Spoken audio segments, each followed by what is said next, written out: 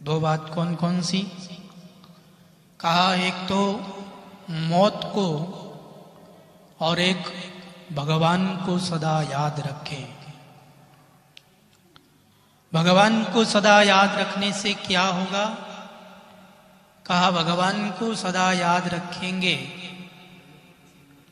तो हमारा मानव जीवन सफल हो जाएगा। भागवत में लिखा है, श्री सुखदेव भगवान कहते हैं राजा परीक्षित से, जन्म लाभ परः पुंसाम अंते नारायण स्मृति। इस मानव जीवन का परम लाभ किसमें है? सब लोगों की अलग अलग धारणाएं, अलग अलग मान्यताएं,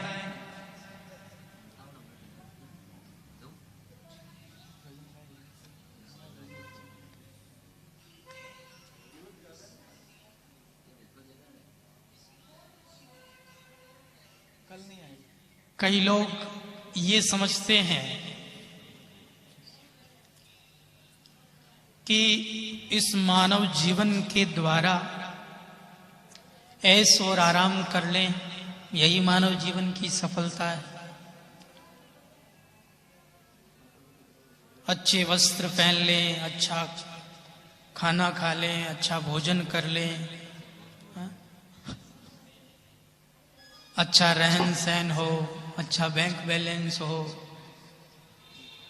सब जगह हमारी जान पहचान हो, सब जगह हमारी चले, इसी को लोग मानव जीवन का लाभ समझते हैं। लेकिन हमारे संत महापुरुष कहते हैं ये मानव जीवन का लाभ नहीं है। ऐसी धारणाएं संसारी व्यक्तियों की होती है, भोगी व्यक्तियों की होती है, और विदेशी लोगों की ऐसी धारणाएं ज्यादा होती है। हम भारतवासी धन्य हैं क्योंकि हमारे भारत में ऋषि मुनि हुए, महात्मा हुए, संत महापुरुष हुए। उन्होंने हम लोगों को मानव जीवन का उद्देश्य बताया, मानव जीवन का लक्ष्य बताया। इसलिए हमारी ये धारणा नहीं है, लेकिन विदेशी लोगों की यही धारणा है। खाना पीना और मौज करना, यही मानव जीवन की वो सिद्धि समझते हैं, इसी को लाभ समझते हैं। जैसे आपको पता होगा, बहुत साल पहले भूकंप आया था गुजरात के अंदर, कच्छ के अंदर। इतना भयानक वो भूकंप था कि उससे लोग डर गए, लोग घबरा गए। और उस समय में जो भारतवासी थे, जो भारत के लोग थे, उन लोगों ने क्या धारणाएं करी? उन लोगों ने कहा, देखो इस मानव जीवन का पता नहीं है किस समय में क्या हो जाए, किस समय में मरना पड़ जाए, इसलिए कुछ सुकृत कर लेना चाहिए, इसलिए कुछ पुण्य कर्म कर लेना चाहिए, इसलिए भगवान का भजन कर लेना चाहिए। केवल परिवार के पालन पोषण में, शरीर के पोषण में ही लगे रहे तो आखिर पछताना पड़ेगा, आखिर रोना पड़ेगा। इसलिए भारत के लोगों के अंदर ये सावधानी आ गई कि हमें भगवान में लगना चाहिए, हमें संसार में नहीं लगना चाहिए। भारत के लोगों के अंदर वैराग्य आया, वो किसकी कृपा से? संत महापुरुषों की कृपा से। और जो विदेशी लोग हैं, उन लोगों के मन में क्या आया कुछ पता नहीं है। किस समय में मर जाएं, इसलिए जितना संसार का आनंद लेना है ले लो, जितनी मौज करनी है कर लो, पता नहीं कब मर जाएंगे। नास्तिक लोगों की ये धारणा होती है कि कब मर जाएंगे कुछ पता नहीं है, इसलिए पहले ही मौज कर लो।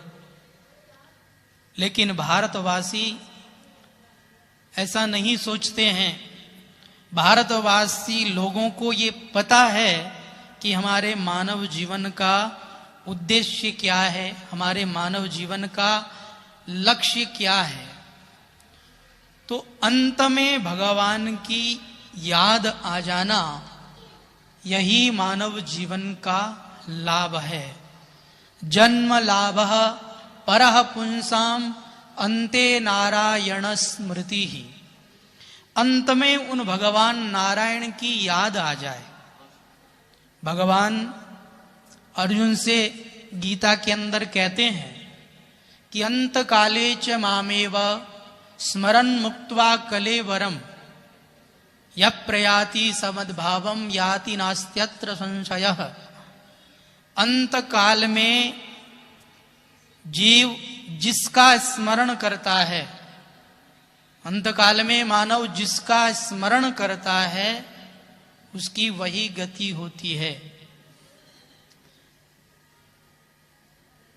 अंतमति सो गति।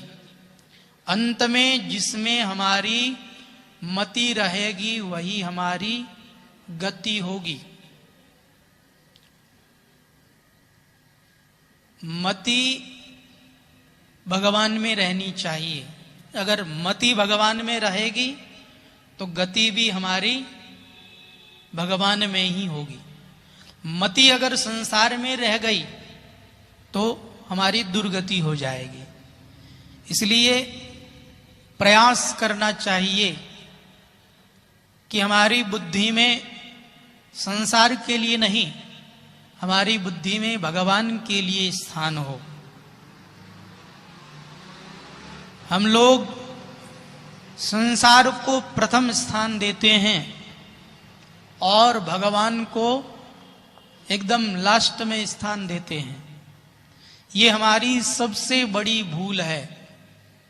जबकि भगवान प्रधान है, संसार गौण है। हमने उल्टा कर दिया, भगवान को गौण कर दिया और संसार को प्रधानता दे दी। देखिए, जिंदगी भर आप जो काम करोगे अंत में उसी की याद आएगी। इसलिए भगवान श्री कृष्ण अर्जुन से कहते हैं, तस्मात् सर्वेषु कालेषु माम अनुस्मर युध्य च। हे अर्जुन, संपूर्ण समय में तू मेरा स्मरण कर और युद्ध भी कर, अर्थात कर्तव्य कर्म का पालन भी कर। तो संपूर्ण समय में हम भगवान का कैसे स्मरण कर सकते हैं? आप कहेंगे महाराज हमें घर गृहस्थी का काम भी है, और आप जानते नहीं है घर गृहस्थी में कितने काम होते हैं। कई लोग मजाक में कहता है ना, महाराज हम माने तो हाँ खाने रोई टाइम को नहीं। कई लोग कहते हैं महाराज माने तो मरने रोई टाइम को नहीं। इतने हम संसार में बिजी हैं कि हमें तो बिल्कुल ही टाइम नहीं है।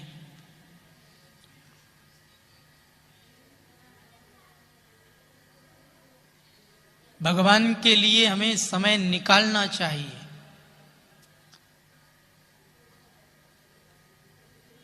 आप लोग कहेंगे इतना भगवान के लिए हम कैसे टाइम निकालें, कब निकालें? हम घर का काम करें कि भगवान को याद करें? तो हमारे संत महापुरुष कहते हैं कि घर का काम करने के साथ साथ भी आप भगवान को याद कर सकते हैं कि हाथ काम मुख राम है और हृदय साची प्रीत, दरिया गृहस्थी साधकी याही उत्तम रीत। हाथ काम मुख राम है। घर में काम करना है तो किससे करना है? हाथ से करना है।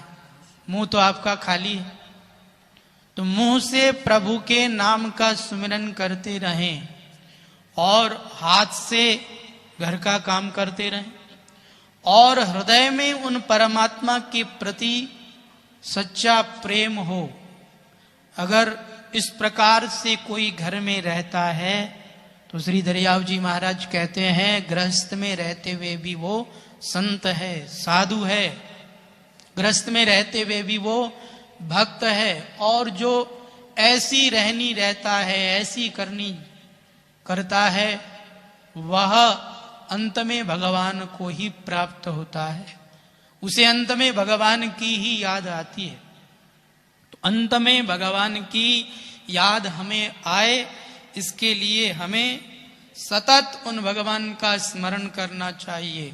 हमेशा नित्य निरंतर उन भगवान को याद रखना चाहिए। जैसे कि हमारे पूज्य महाराज श्री सत्संग के अंदर हमेशा कहते थे कि थोड़ी थोड़ी देर में कहते रहो, हे नाथ, हे मेरे नाथ, मैं आपको भूलूं नहीं। सदा उन भगवान का स्मरण करते रहें, सदा उन भगवान को याद करते रहें, उन भगवान को भूलें नहीं। उन भगवान को हम न भूलें, इसके लिए हमें क्या करना चाहिए? इसके लिए संसार का जो संबंध है वो संबंध केवल व्यवहारिक रखना चाहिए। व्यवहार के लिए संसार का संबंध रखें। भीतर से भगवान के साथ संबंध रखें और संसार के जो संबंधी हैं उनका केवल व्यवहार के लिए उपयोग करें, व्यवहार के लिए उनके साथ संबंध रखें। भीतर से भगवान के साथ संबंध रखें। उन भगवान के साथ संबंध किस तरह से रखें, हमारे संत महापुरुष एक भजन के माध्यम से बताते हैं। तेरे बिना श्याम हमारा नहीं कोई रे, तेरे बिना श्याम हमारा नहीं कोई रे, तेरे बिना श्याम हमारा नहीं कोई रे, तेरे बिना श्याम हमारा नहीं कोई रे, हमारा नहीं कोई रे, सहारा नहीं कोई रे, हमारा नहीं कोई रे, सहारा नहीं कोई रे, तेरे बिना श्याम हमारा नहीं कोई रे, तेरे बिना श्याम हमारा नहीं कोई रे।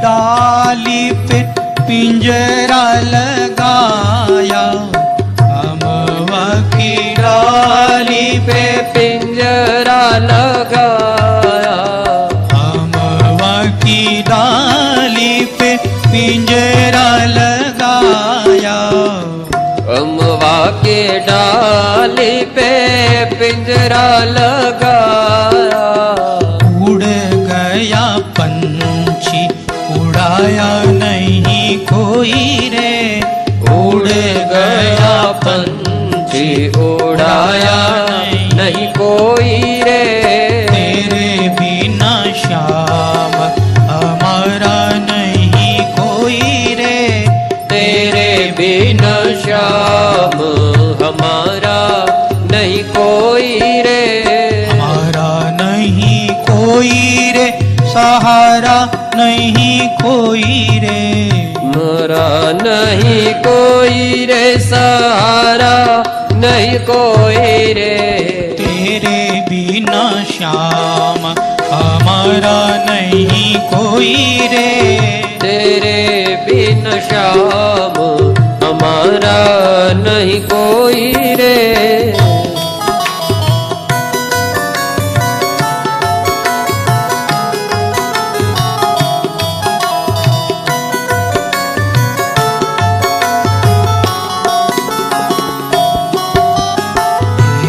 गहरी नदिया नाव पुरानी, गहरी गहरी नदिया नाव पुरानी, गहरी गहरी नदिया नाव पुरानी, गहरी गहरी नदिया नाव पुरानी। डूबण लागी नाव तेराया नहीं कोई रे, डूबण लगे नाव तिराया नहीं कोई रे। तेरे बिना श्याम हमारा नहीं कोई रे, तेरे बिना श्याम हमारा नहीं कोई रे। हमारा नहीं कोई रे, सहारा नहीं कोई रे, हमारा नहीं कोई रे, सहारा नहीं कोई रे। तेरे बिना श्याम हमारा नहीं कोई रे, तेरे बिना श्याम सहारा नहीं कोई रे।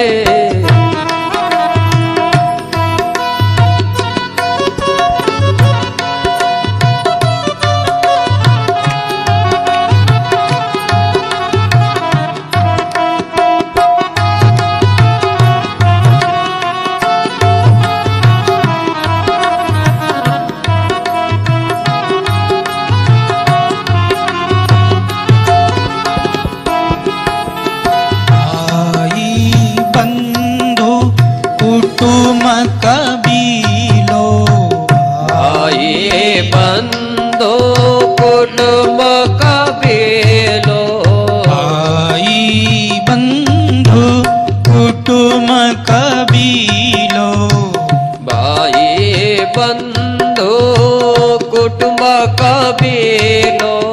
जावण लागी श्वास बचाया नहीं कोई रे, जावण लागे श्वास बचाया नहीं कोई रे। तेरे बिना श्याम हमारा नहीं कोई रे, तेरे बिना श्याम हमारा नहीं कोई रे। हमारा नहीं कोई रे, सहारा नहीं कोई रे, हमारा नहीं कोई रे, सहारा नहीं कोई रे। तेरे बिना श्याम हमारा नहीं कोई रे, तेरे बिना श्याम हमारा नहीं कोई रे।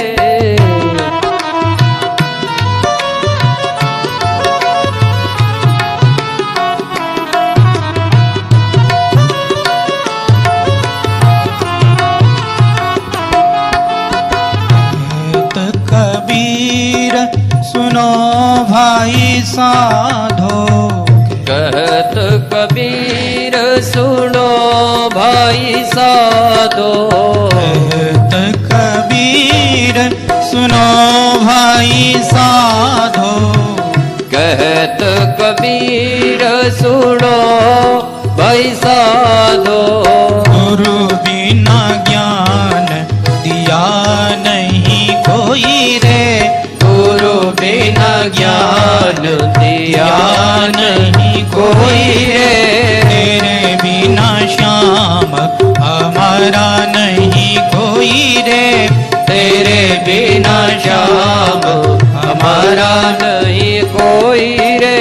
हमारा नहीं कोई रे, सहारा नहीं कोई रे, हमारा नहीं कोई रे, सहारा नहीं कोई रे।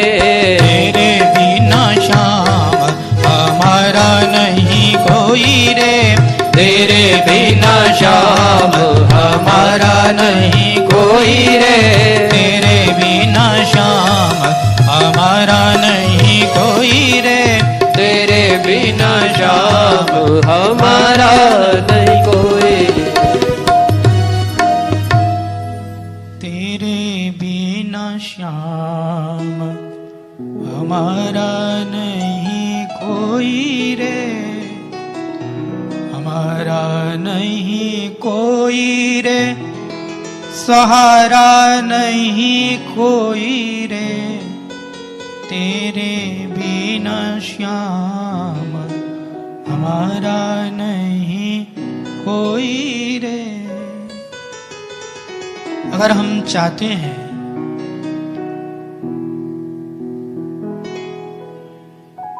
कि अंत में भगवान की हमें याद आ जाए, तो हमें भगवान के साथ जो नित्य संबंध है उस संबंध को स्वीकार कर लेना चाहिए। जिस संबंध को हम भूल गए हैं भगवान नहीं भूले हैं, भगवान ने तो हमें अपना रखा है। बस केवल हमें उस संबंध को स्वीकार करने की आवश्यकता है, और संबंध भी इस तरह से स्वीकार करना है कि हमें केवल भगवान के अलावा और कोई न दिखे। तेरे बिना श्याम हमारा नहीं कोई रे, कोई भी हमारा नहीं है।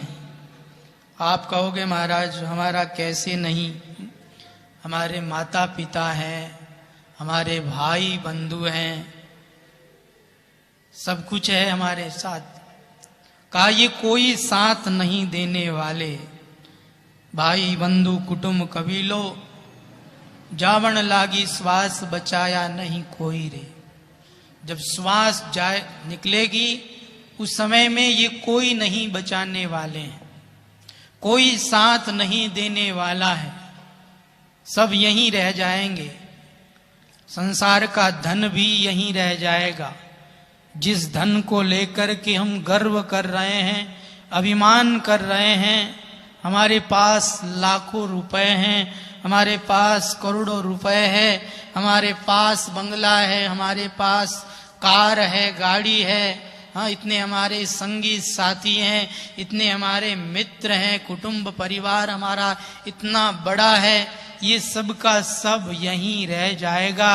ये हमारा वहम है कि ये हमारे साथ चलेंगे या हमारा साथ देंगे, कोई भी साथ नहीं देने वाला है।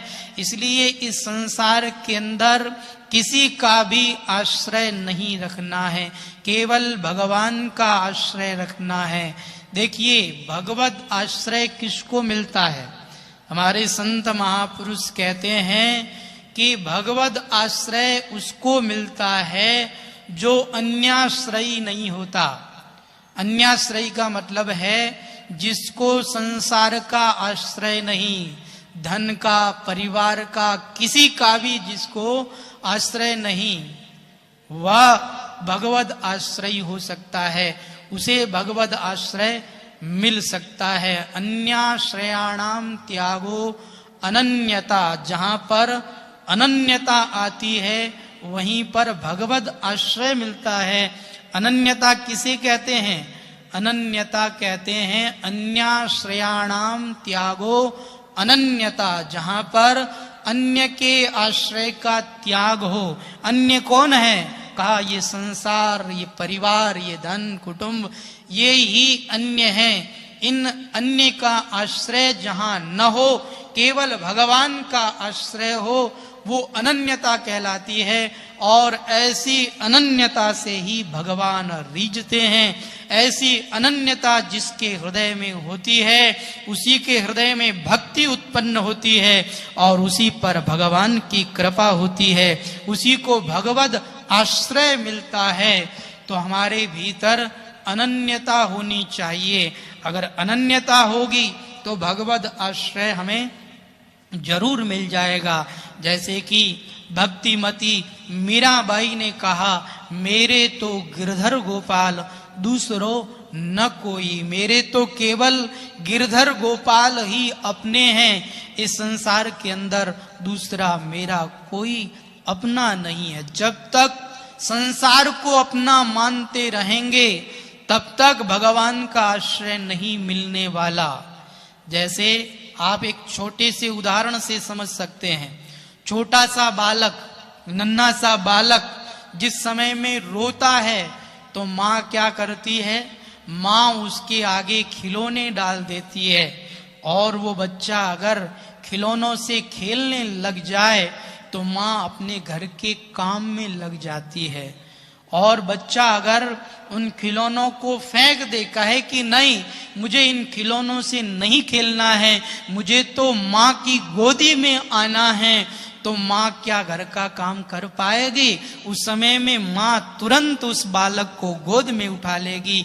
इसी तरह जब हम लोग इस संसार के अंदर आते हैं तो भगवान हमें ये संसार के खिलौने दे देते हैं, कहते हैं इनसे खेलो, और अगर हम इनसे खेलने लग जाते हैं तो भगवान अपने काम में लग जाते हैं।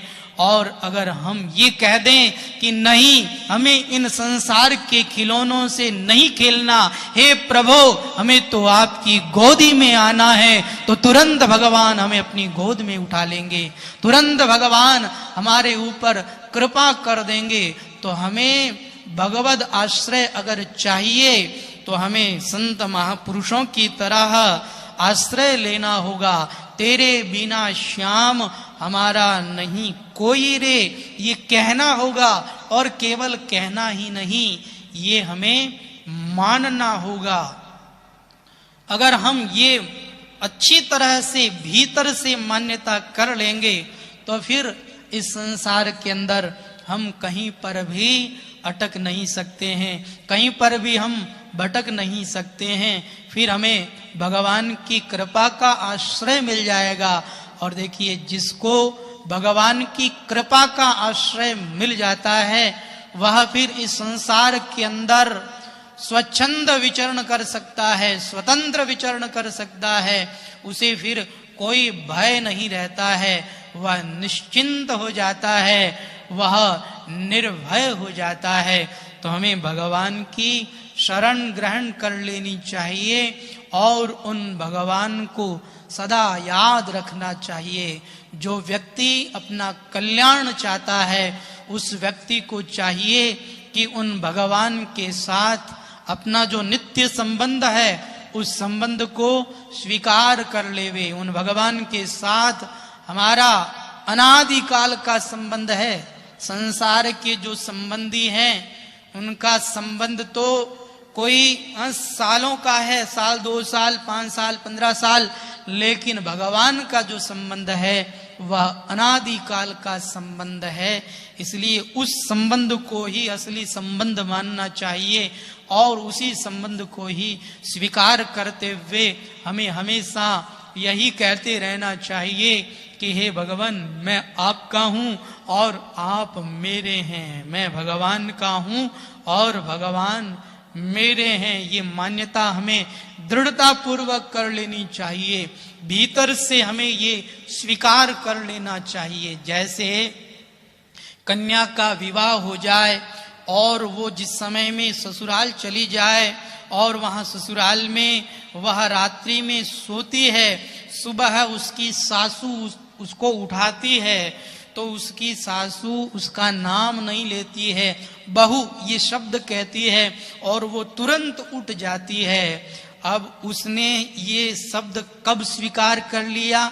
जब उसका विवाह हुआ, तभी से उसने ये मान लिया कि मैं इस घर की बहू हूँ, मेरा इस घर के साथ संबंध हो गया है, पंडित जी ने मेरा विवाह करा दिया है, ये मेरे पति हैं और इनके जो संबंधी हैं ये सब मेरे संबंधी हैं। तो उसने स्वीकार कर लिया। पंडित जी ने जैसे ही संबंध कराया उसने वो संबंध स्वीकार कर लिया। अब उसको माला लेकर के ये जपना नहीं पड़ता कि मेरा विवाह हो गया, पति का उसको नाम नहीं लेना पड़ता है। वह भीतर से मान्यता कर लेती है। अब उसको रात्रि में भी, नींद में भी आकर के कोई उठा करके पूछे कि तुम्हारा विवाह हो गया, तो उसे याद नहीं करना पड़ेगा, उसे रुकना नहीं पड़ेगा, तुरंत वो कह देगी हाँ मेरा संबंध हो गया, हाँ मेरा विवाह हो गया। इसी तरह संत महापुरुषों ने भी हमारा भगवान के साथ संबंध करा दिया है। हमें उन भगवान के संबंध को भूलना नहीं चाहिए। रात्रि में गाढ़ नींद में भी आकर के हमें कोई पूछे कि तुम कौन हो, किसके हो, तो तुरंत यही जवाब निकलना चाहिए कि हम भगवान के हैं और भगवान हमारे हैं। तुरंत यही शब्द निकलना चाहिए। ये शब्द नहीं निकलना चाहिए कि हम जोधपुर वाले हैं, हम अमुक अमुक परिवार के हैं, हम अमुक अमुक जाति के हैं। ये संबंध यहाँ का है, यहीं रहने वाला है। भगवान का संबंध अनादि काल का है, वो सदा रहने वाला है। इसलिए हमें उस संबंध को स्वीकार करना चाहिए। भगवान हमारे हैं, हम उन भगवान के हैं। हमें इस संबंध को बिल्कुल सदा सदा के लिए स्वीकार कर लेना चाहिए। इस संबंध को हमें भूलना नहीं चाहिए। संत महापुरुषों ने हमारा भगवान के साथ संबंध कराया है। हमारे धर्म ग्रंथों ने भगवान के साथ हमारा संबंध कराया है। तो हमें इस संबंध को सदा याद रखना चाहिए, इस संबंध को कभी भी भूलना नहीं चाहिए। तो जो सदा भगवान का स्मरण करता है वही कल्याण को प्राप्त होता है, वही भगवान को प्राप्त होता है। संत महापुरुष हमेशा हम लोगों को सावधान करते हुए कहते रहते हैं कि दो बातन को भूल मत, जो चाहत कल्याण, नारायण एक मौत को, दूजे श्री भगवान। एक तो भगवान को याद रखें और एक मौत को सदा याद रखें। आप कहोगे कि महाराज ये जो बात आपने कही कि भगवान को याद रखें, ये बात तो हमें भी अच्छी लगती है, लेकिन महाराज ये जो दूसरी बात है ये बात अच्छी नहीं लगती है। मौत की बात मत करो। है मौत की बात करते ही लोग मुंह सिकुड़ने लग जाते हैं। नहीं नहीं महाराज, ऐसी अशुभ अशुभ बातें मत करो। लेकिन संत महापुरुष कहते हैं मृत्यु जीवन का अनिवार्य सत्य है। कोई ऐसा व्यक्ति नहीं है जो इस संसार में आया और वो यहीं रह गया हो, उसे जाना ही पड़ेगा। जातस्य ही ध्रुवो मृत्यु ध्रुवम जन्म मृतस्य च। भगवान गीता में अर्जुन से कहते हैं कि जिसका जन्म हुआ है उसकी मृत्यु निश्चित है, और जिसकी मृत्यु हुई है उसका जन्म निश्चित है। जातस्य ही ध्रुवो मृत्यु, और जातस्य ही ध्रुवो मृत्यु ध्रुवम जन्म मृतस्य च। तो इस संसार के अंदर मृत्यु ये जीवन का अनिवार्य सत्य है। हम लोग ये समझते हैं कि जिस समय में मानव का अंतिम समय होता है और उसकी श्वास निकल जाती है वही मृत्यु है। कहा नहीं, वो मृत्यु नहीं, मृत्यु तो सदा हो रही है। क्षण प्रति क्षण हम नाश की ओर जा रहे हैं। हमारे जीवन का प्रत्येक क्षण अंतिम क्षण है, क्योंकि जो ये समय हमारे जीवन का है ये समय वापस नहीं आने वाला। जब ये समय वापस नहीं आने वाला तो जीवन का प्रत्येक क्षण अंतिम क्षण होता है। इसीलिए हमारे संत महापुरुष कहते हैं श्वास श्वास पर कृष्ण भजे, वृथा श्वास जनि खोय, न जाने या श्वास की आवन होई कि न हो। ये श्वास श्वास पर कृष्ण भजना चाहिए, श्वास श्वास पर श्री राम जी का भजन करना चाहिए, क्योंकि जो श्वास हम ले रहे हैं वो श्वास वापस आएगा कि नहीं आएगा कुछ भी पता नहीं है। आप देख रहे हैं अभी क्या समय चल रहा है। पहले भी हम लोग संत महापुरुषों से ये सुनते थे कि ये क्षण भंगुर जीवन की कलिका है, कल प्रातः ये खिलेगी कि नहीं खिलेगी कुछ पता नहीं है। संत महापुरुषों से हम लोग ये सुनते रहते थे, लेकिन इस कोरोना काल ने तो हम सब लोगों को सिखा दिया, हम सब लोगों को ये जना दिया कि ये मानव जीवन का जो समय है ये कब किस समय में समाप्त हो जाए कुछ पता नहीं है। क्षण भंगुर जीवन की ये कलिका है। आप देख रहे हैं दूसरी लहर में जवान जवान लोग चले गए, बिल्कुल स्वस्थ थे, जवान थे, कोई बीमारी नहीं थी, ऐसे ऐसे लोग भी चले गए।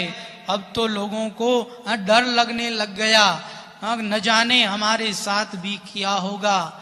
देखिए इस संसार के अंदर जो आया है उसको जाना निश्चित है। जब जाना निश्चित है तो हमें भगवान ने जिस कार्य के लिए भेजा है उस कार्य को हमें कर लेना चाहिए। हमें आगे की यात्रा करनी है तो उस यात्रा की हमें तैयारी कर लेनी चाहिए।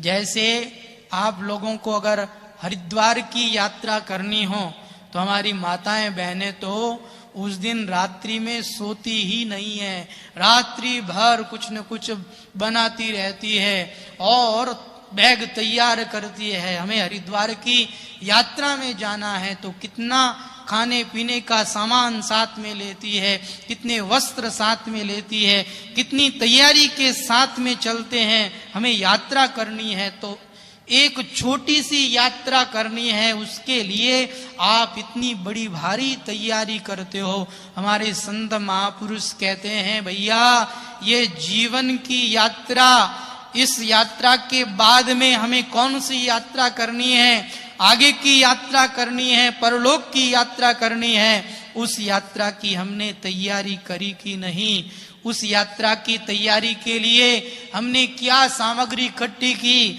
हमने कौन सा धन इकट्ठा किया। अरे ये संसार का धन ये तो यहीं का यहीं रह जाएगा, ये साथ नहीं चलने वाला। आगे जो यात्रा में साथ चलने वाला है उस यात्रा की, उस धन की हमने तैयारी करी कि नहीं करी, हमें उस और ध्यान देना चाहिए। मृत्यु जीवन का अनिवार्य सत्य है, किस समय में किसको जाना पड़ जाए कुछ पता नहीं है। लोगों की ये धारणा थी पहले कि बूढ़े होने पर ही मरेंगे, लेकिन अब तो ये धारणा भी मिट गई। बालक भी जा सकता है, जवान भी जा सकता है और बूढ़ा व्यक्ति भी जा सकता है। हमारे संत महापुरुष कहते हैं कि बचपना दौड़ता है जवानी की ओर, जवानी दौड़ती है बुढ़ापे की ओर और बुढ़ापा दौड़ता है मृत्यु की ओर। ये जीवन फूटे हुए घड़े की तरह है। जैसे घड़े के अंदर आप जल भरो, फूटे हुए घड़े में जल भरो, जब से जल भरना आरंभ करो तभी से उसमें से जल निकलना भी आरंभ हो जाता है। ऐसे ही जब हम माँ के पेट में आते हैं तभी से हमारी मृत्यु भी आनी प्रारंभ हो जाती है, तब से हमारा मरण भी चालू हो जाता है। जैसे अंजलि में जल भरो, टप टप करके जल कब निकल जाता है, कब समाप्त हो जाता है पता भी नहीं लगता। ऐसे ही इस तन रूपी अंजलि में से श्वास रूपी बूंदें टप टप करके निकल रही है और कब समाप्त हो जाएगी इसका कुछ भी पता नहीं है। इसलिए इस मानव जीवन के अंदर हमें सावधानी पूर्वक कर्म करनी चाहिए।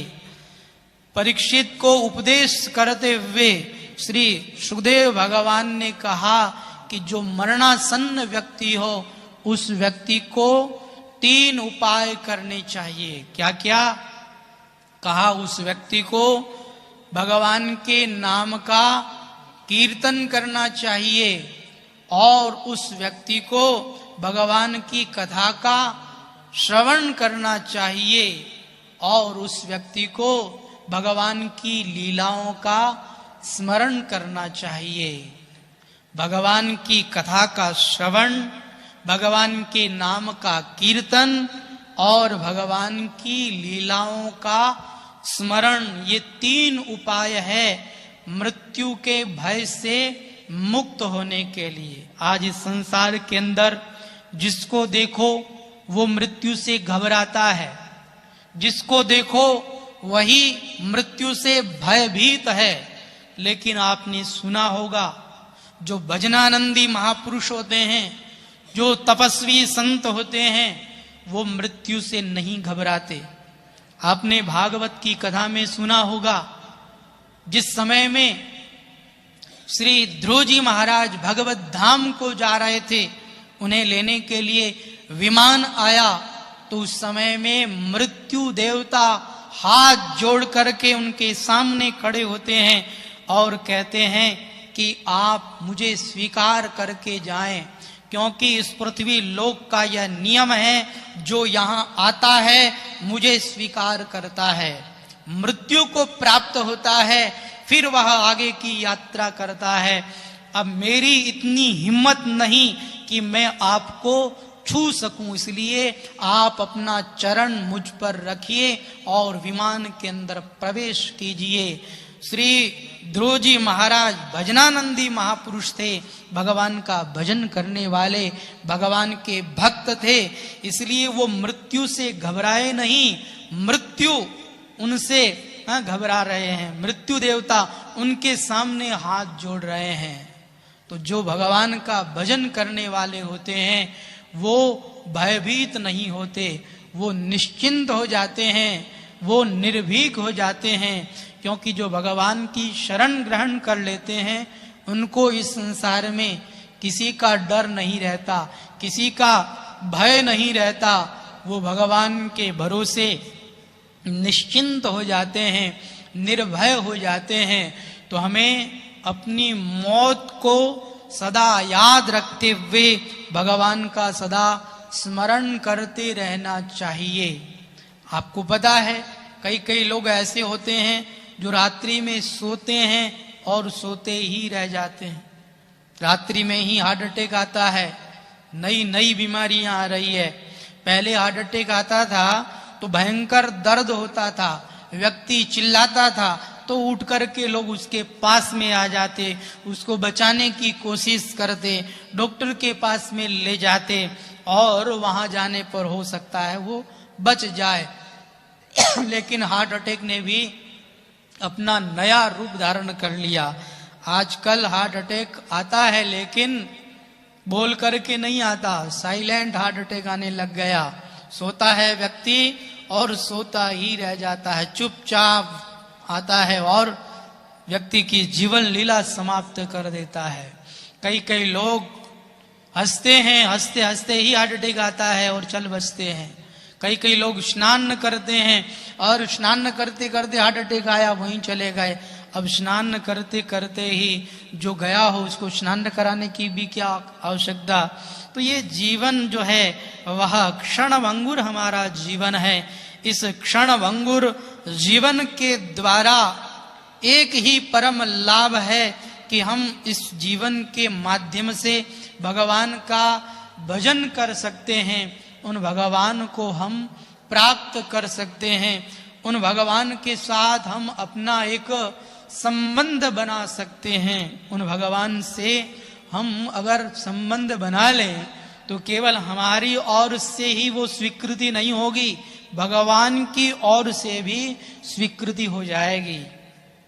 ऐसे आपको कई उदाहरण मिल जाएंगे। आप भागवत देखिए, भक्तमाल देखिए, आपको ऐसे हजारों उदाहरण मिल जाएंगे कि भक्त ने भगवान के साथ संबंध बनाया तो भगवान ने भी उस संबंध को स्वीकार किया।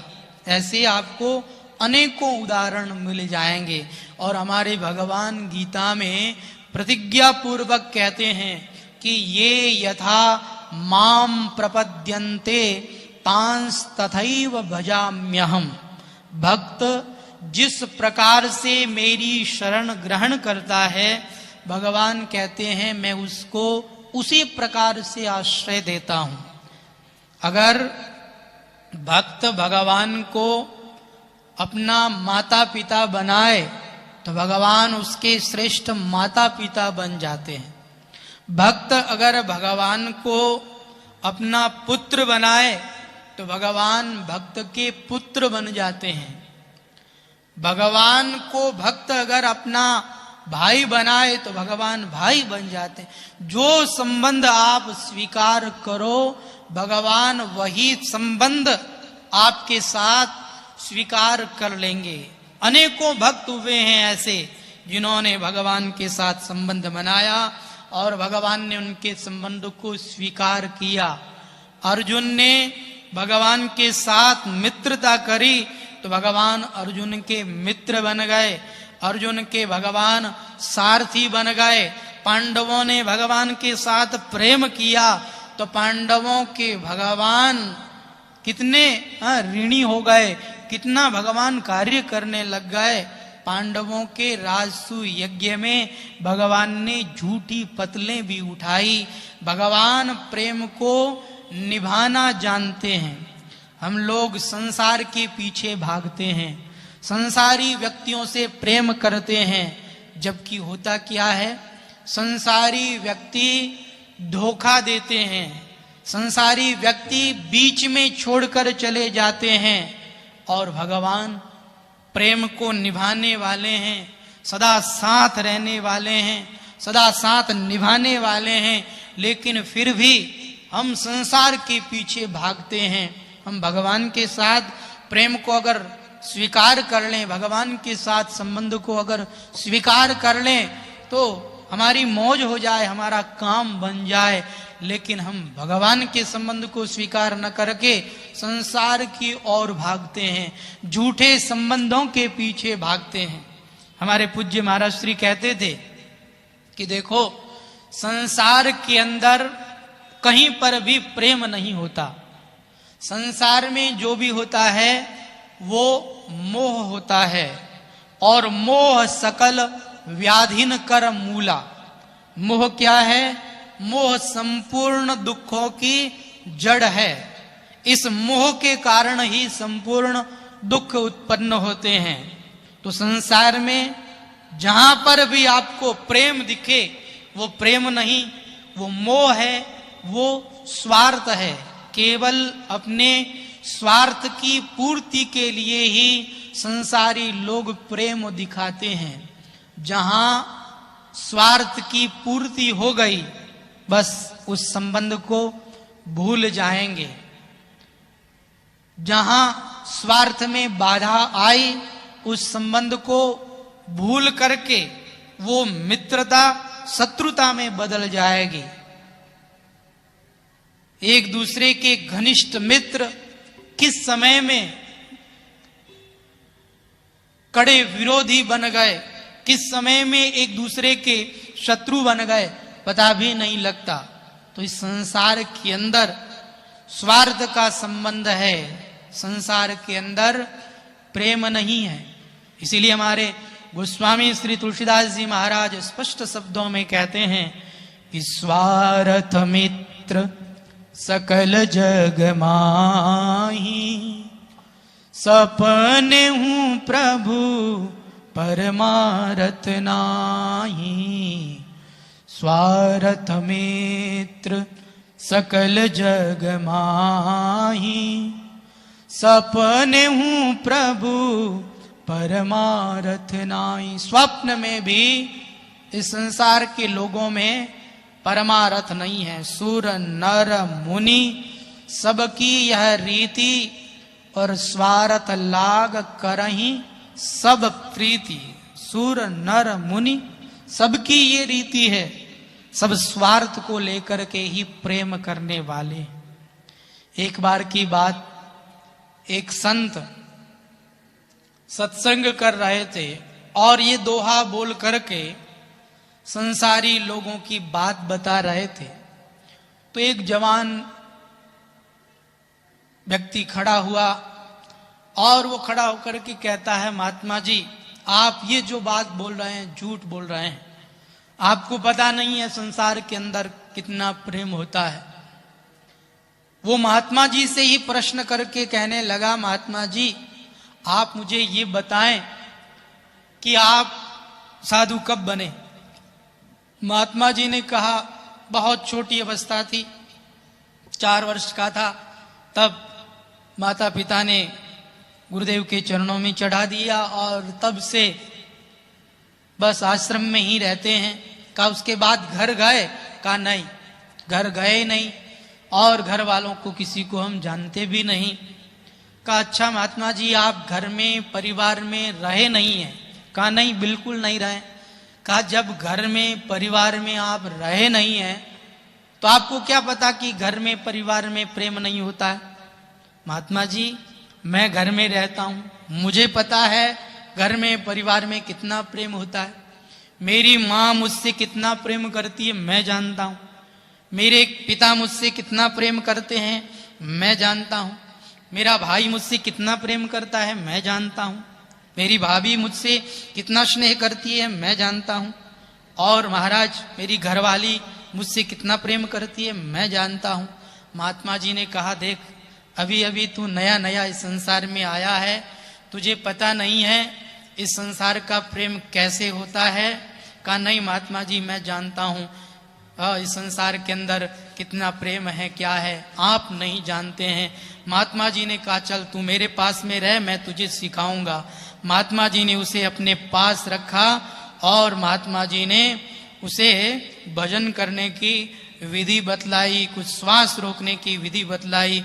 वो आश्रम में रह करके महात्मा जी के साथ संकीर्तन करता है, श्री राम जय राम जय जय राम, श्री राम जय राम जय जय राम, श्री राम जय राम जय जय राम, श्री राम जय राम जय जय राम, श्री राम जय राम जय जय राम, श्री राम जय राम जय जय राम, श्री राम जय राम जय जय राम, श्री राम जय राम जय जय राम, श्री राम जय राम जय जय राम, श्री राम जय राम जय जय राम।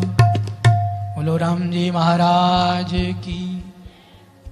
महात्मा जी ने उसे कुछ दिन अपनी कुटिया में रखा और उसको श्वास रोकने की विद्या सिखाई और कहा कि चल तू अब जाकर के घर वालों का प्रेम देख, तुझे पता लगेगा घर वाले तुझसे कितना प्रेम करते हैं। ऐसा करना, श्वास रोक करके तू सो जाना। पहले तो घर में जाना, अपनी घरवाली से कहना बढ़िया बढ़िया मिष्ठान्न बनाए, और जब वो मिष्ठान्न लेकर के आ जाए तो तू श्वास रोक करके सो जाना, फिर देखना क्या होता है।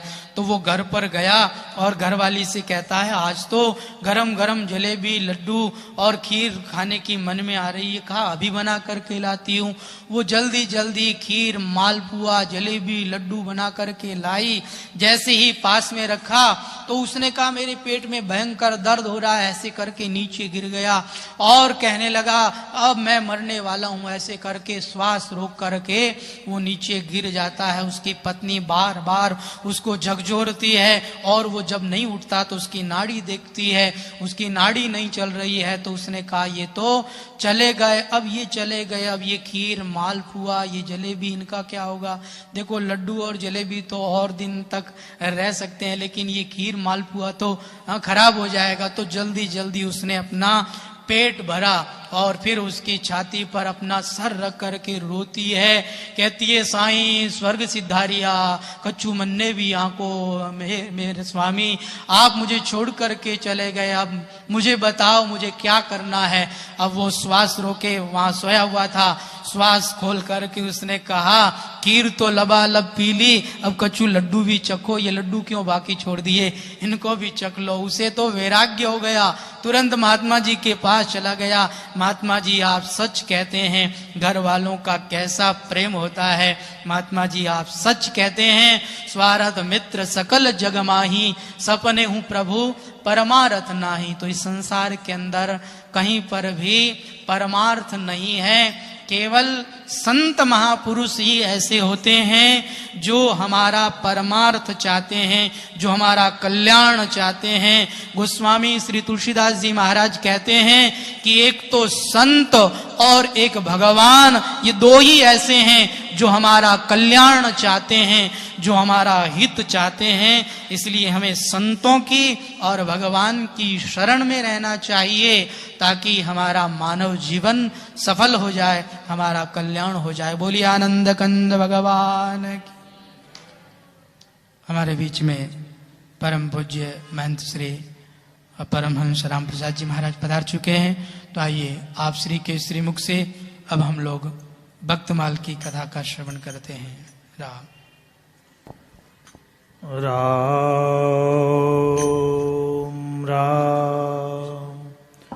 मैं तुम्हारे राम जी